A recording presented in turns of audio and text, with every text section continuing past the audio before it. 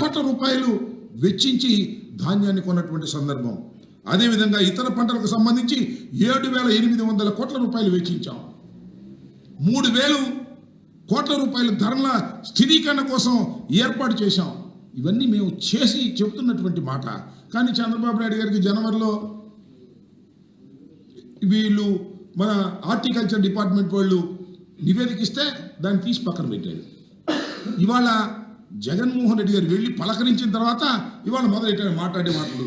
అయినా కూడా ఇంకా మీనమేషాలు లెక్కించేటటువంటి పరిస్థితుల్లోనే జగన్మోహన్ రెడ్డి గారు ఉన్నాడు తప్ప మరొకటి లేదు.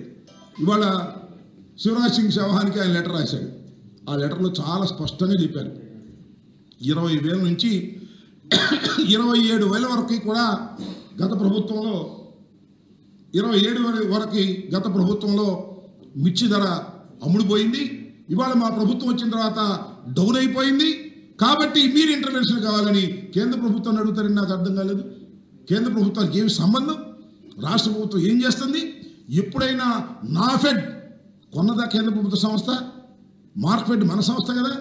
రాష్ట్ర ప్రభుత్వం మార్క్ఫెడ్ని రంగంలోకి దించి కొనవలసినటువంటి మిర్చిని ఇవాళ మీనమేషాలు లెక్కబెట్టి వాళ్ళని పిలిచి మాట్లాడటం, వీళ్ళని పిలిచి మాట్లాడటం, ఇలాంటి నాటకాలు ఆడేటటువంటి పరిస్థితికి వాళ్ళ చంద్రబాబు నాయుడు గారు చేస్తూ ఉన్నారు. అదేమంటే జగన్మోహన్ రెడ్డి గారు వెళ్ళి పలకరిస్తే మా మీద కేసులు.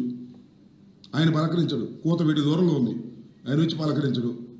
ఆయన వ్యవసాయ శాఖ మంత్రి గారు ఉన్నాడు, ఆయన వచ్చి పలకరించడు, వాస్తవాలు తెలుసుకోడు.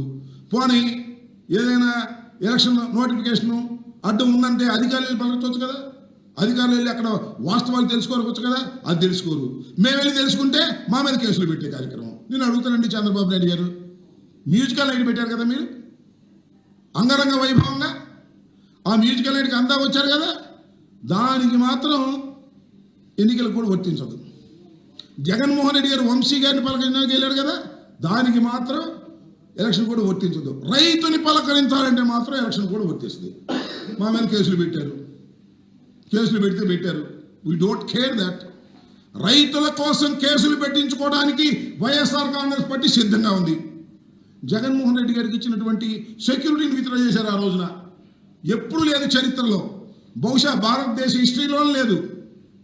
ఒక మాజీ ముఖ్యమంత్రికి ఉన్నటువంటి సెక్యూరిటీని 12 hours విత్డ్రా చేసుకోవడం వితౌట్ నోటీస్.